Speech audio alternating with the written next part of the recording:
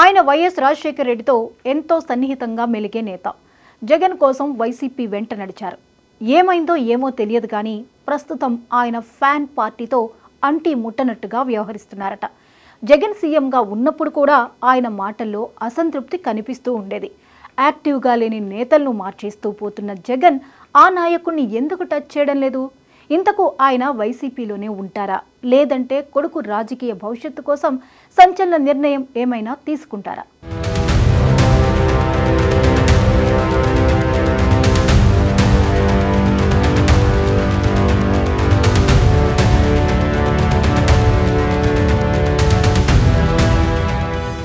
శ్రీకాకుళం జిల్లా పేరు చెప్పగానే గుర్తొచ్చే రాజకీయ నాయకులు కొందరు ఉంటారు. ప్రస్తుత రాజకీయాల్లో అక్కడ ప్రముఖ కుటుంబాలు కింజారపు, ధర్మాన. కింజారపు కుటుంబం మొదటి నుంచి తెలుగుదేశంలో ఉండగా, ధర్మాన కుటుంబం తొలుత కాంగ్రెస్, ఆ తర్వాత వైసీపీలో కొనసాగుతూ వస్తున్నారు. శ్రీకాకుళం రాజకీయాల్లో సీనియర్ నాయకుల్లో ధర్మాన ప్రసాదరావు ఒకరు. సుదీర్ఘ రాజకీయ చరిత్ర ఆయన సొంతం. 3 దశాబ్దాలకు పైగా రాజకీయాల్లో ఉన్నారు. శ్రీకాకుళం జిల్లా రాజకీయాలను ఒంటి చేత్తో నడిపించగల సామర్థ్యం ఉన్న నాయకుడు ధర్మాన ప్రసాదరావు. 2 సార్లు నర్సన్నపేట నుంచి, 3 సార్లు శ్రీకాకుళం నుంచి ఎమ్మెల్యేగా గెలిచారు. 2024 ఎన్నికల్లో శ్రీకాకుళం నుంచి పోటీ చేసి టీడీపీ అభ్యర్థి గోండు శంకర్ చేతిలో ఓడిపోయారు. ధర్మానతో పోలిస్తే రాజకీయాల్లో జూనియర్ అయిన శంకర్ చేతిలో ఓడిపోవడాన్ని ధర్మాన ప్రసాదరావు జీర్ణించుకోలేకపోతున్నారనే చర్చ జరుగుతోంది. దీంతో ఇక రాజకీయాలకు పూర్తిగా గుడ్ బై చెప్పే యోచనలో ఉన్నట్లు గత కొంతకాలంగా వైసీపీ వర్గాల్లోనే ప్రచారం జరుగుతోంది. వాస్తవానికి 2024 ఎన్నికల్లో పోటీకి దూరంగా ఉంటారని ధర్మాన గతంలోనే ప్రకటించారు. తన కొడుకు రాజకీయ భవిష్యత్తును దృష్టిలో పెట్టుకుని ఎన్నికల్లో కొడుక్కే శ్రీకాకుళం టిక్కెట్టు ఇప్పించుకోవడానికి తీవ్రంగా ప్రయత్నించారు. అధినేత నో చెప్పడంతో ధర్మాన ప్రసాదరావు పోటీ చేయాల్సి వచ్చింది.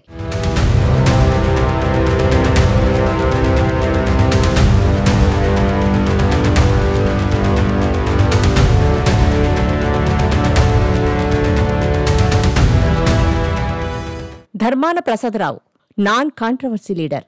నేదురుమల్లి జనార్దన్ రెడ్డి మొదలు వైఎస్ జగన్ వరకు అనేక మంది సీఎంల కేబినెట్లో కీలక శాఖలు నిర్వహించారు.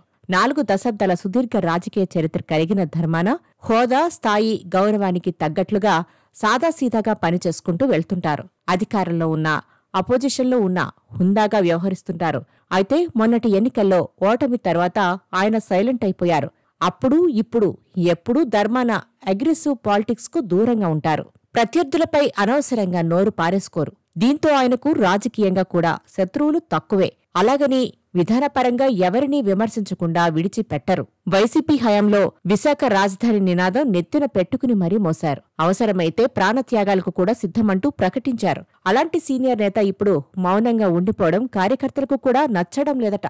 ధర్మాన ప్రసాదరావు అంటే ఏదో ఒక నియోజకవర్గానికి పరిమితమైన నాయకుడు కాదు. ఒకప్పుడు రాష్ట్ర స్థాయిలో చక్రం తిప్పిన నాయకుడు. అత్యంత పటిష్టమైన వ్యూహాలు, అద్భుతమైన ప్రణాళికలు రచించగల సమర్థుడు ధర్మాన ప్రసాదరావు. వైఎస్ హయాంలో శ్రీకాకుళంతో పాటు ఉత్తరాంధ్ర రాజకీయాలు ఆయన చుట్టూ తిరిగేవి. టీడీపీకి కంచుకోటలాంటి శ్రీకాకుళం జిల్లాలో కాంగ్రెస్ ప్రభంజనం సాగింది అంటే అది ధర్మాన వ్యూహరచన, సోషల్ ఇంజనీరింగ్ వల్లే. ధర్మాన ప్రసాదరావు చాలా కాలంగా పార్టీ కార్యక్రమాల్లో పాల్గొనడం లేదు. అసలు ఆయన వైసీపీలో ఉంటారా, లేదంటే కొడుకు భవిష్యత్తు కోసం పార్టీ మారతారా అని చర్చించుకునేవారు సైతం ఉన్నారు. గతంలోనే ఆయన టీడీపీలోకి వెళ్లారన్న ప్రచారం సాగింది. అయితే జిల్లాలో కింజారపు కుటుంబం బలంగా ఉంది. ఒక వారంలో 2 కత్తులు ఇమిడే పరిస్థితి లేదు. ఇక మిగిలింది జనసేనలోకి వెళ్లడమని అంటున్నారు. జనసేనలో అయితే పవన్ కళ్యాణ్ ఆమోదముద్ర వేస్తారు అని అంటున్నారు. మంచి మాటకారిగా, సబ్జెక్టు మీద అవగాహన ఉన్న నేతగా ఉన్న ధర్మానను చేర్చుకుంటే జిల్లాలో పార్టీ పటిష్టం అవుతుందని జనసేన పెద్దలు భావిస్తే కనుక గాజు గ్లాస్ని ధర్మాన ఫ్యామిలీ పట్టుకుంటుందని అంటున్నారు. వైసీపీ అయితే ధర్మానను వదులుకోవడానికి సిద్ధంగా లేదని తెలుస్తోంది. అయితే ధర్మాన ప్రసాదరావు తన కొడుకు రాజకీయ భవిష్యత్తును దృష్టిలో ఉంచుకుని కీలక నిర్ణయం తీసుకోబోతున్నారా అన్న చర్చ రాజకీయ వర్గాల్లో జరుగుతోంది. ఆయన వైసీపీలో యాక్టివ్గా లేకపోవడంతోనే రకరకాల ప్రచారాలు తెరమీదకొస్తున్నాయని అంటున్నారు.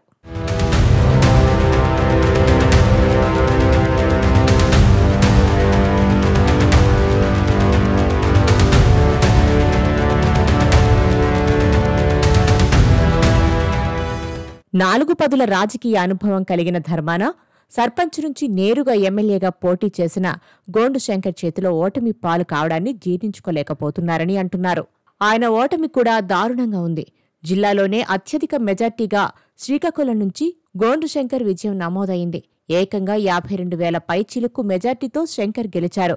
అన్ని ఓట్ల తేడాతో ఓడిన నాటి నుంచి ధర్మాన బయటకు రావడం లేదు. వైసీపీ కార్యకర్తలకు పూర్తిగా దూరంగా ఉంటున్నారట. వ్యూహాత్మక మౌనం పాటిస్తున్నారట.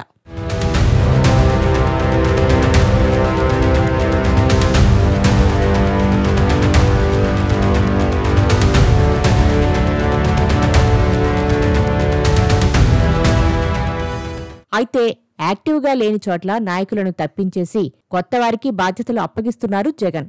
కానీ ధర్మాన ప్రసాదరావును మాత్రం టచ్ చేయలేకపోతున్నారట. ముఖ్యంగా శ్రీకాకుళం జిల్లాలో కొన్ని చోట్ల నాయకత్వ మార్పు విషయంలో సరైన నిర్ణయం తీసుకోవడంలో జగన్ వెనుకపడ్డారన్న కామెంట్స్ వినిపిస్తున్నాయి. జిల్లా కేంద్రంలో జరిగే వైసీపీ కార్యక్రమాలకు ముఖం చాటేస్తున్నారట ధర్మాన. ఆయనతో పాటు కుమారుడు రామ్ మనోహర్ నాయుడు సైతం పూర్తిగా ఇంటికే పరిమితమవుతున్నారు. వ్యక్తిగత పనులతో పాటు వ్యాపారాల్లో నిమగ్నమయ్యారు.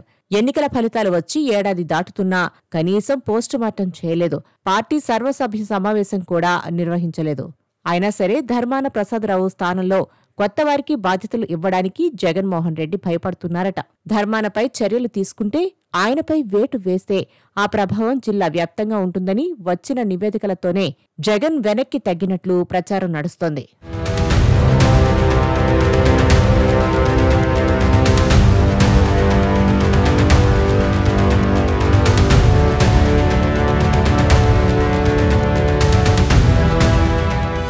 కూటమి ఏడాది పాలనలో వైఫల్యాలను ఎండగట్టేలా వైసీపీ అధిష్టానం బాబు షూరిటీ మోసం గ్యారంటీ కార్యక్రమాన్ని చేపడుతోంది.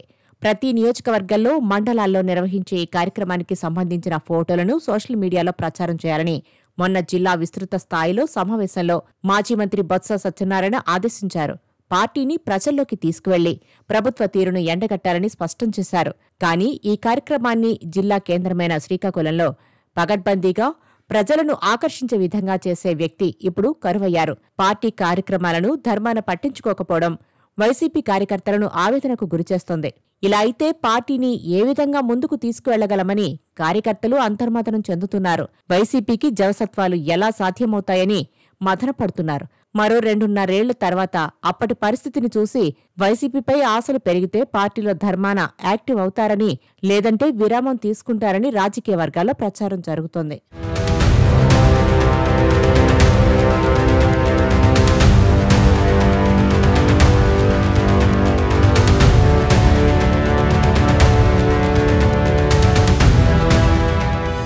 మొన్నటికి మొన్న జిల్లా పార్టీ సమావేశం ఉత్తరాంధ్ర రీజనల్ కోఆర్డినేటర్ కురసాల కన్నబాబు ఆధ్వర్యంలో జరిగింది. ఆ సమావేశానికి సైతం ధర్మాన ప్రసాదరావు హాజరు కాలేదు. పోనీ ఆయన కుమారుడు రామ్మోహన్ నాయుడు అయినా హాజరవుతారనుకుంటే ఆయన ఆచూకీ కూడా లేదు. ధర్మాన కుమారుడికి సరైన రాజకీయ వేదిక ఎంపిక చేసుకునే పనిలో ఉన్నారన్న ప్రచారం ఎప్పటినుంచో జరుగుతోంది. వచ్చే ఏడాది నియోజకవర్గాల పునర్విభజన ప్రారంభమవుతుంది.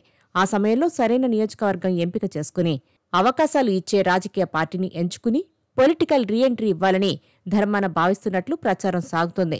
అయితే ఆయన ప్రధాన అనుచరులతో పాటు ఆయన అభిమానులంతా వైసీపీలోనే కొనసాగుతున్నారు. చాలా యాక్టివ్గా తిరుగుతున్నారు. అందుకే ధర్మాన ప్రసాదరావు విషయంలో జగన్మోహన్ రెడ్డి ఒక నిర్ణయానికి రాలేకపోతున్నట్లు తెలుస్తోంది. ధర్మాన ప్రసాదరావును పక్కన పెడితే శ్రీకాకుళం జిల్లా వ్యాప్తంగా దాని ప్రభావం ఉంటుందని నిఘా వర్గాల హెచ్చరిక ఉన్నట్లు కూడా సమాచారం. మొత్తానికైతే ధర్మాన విషయంలో ఎటూ తేల్చుకోలేని స్థితిలో ఉన్నారు జగన్. మరి ధర్మాన తిరిగి వైసీపీలో యాక్టివ్ అవుతారా, లేదంటే కొడుకు రాజకీయ భవిష్యత్తు కోసం సంచలన నిర్ణయం ఏమైనా తీసుకుంటారా అన్నది కాలమే తేల్చాలి.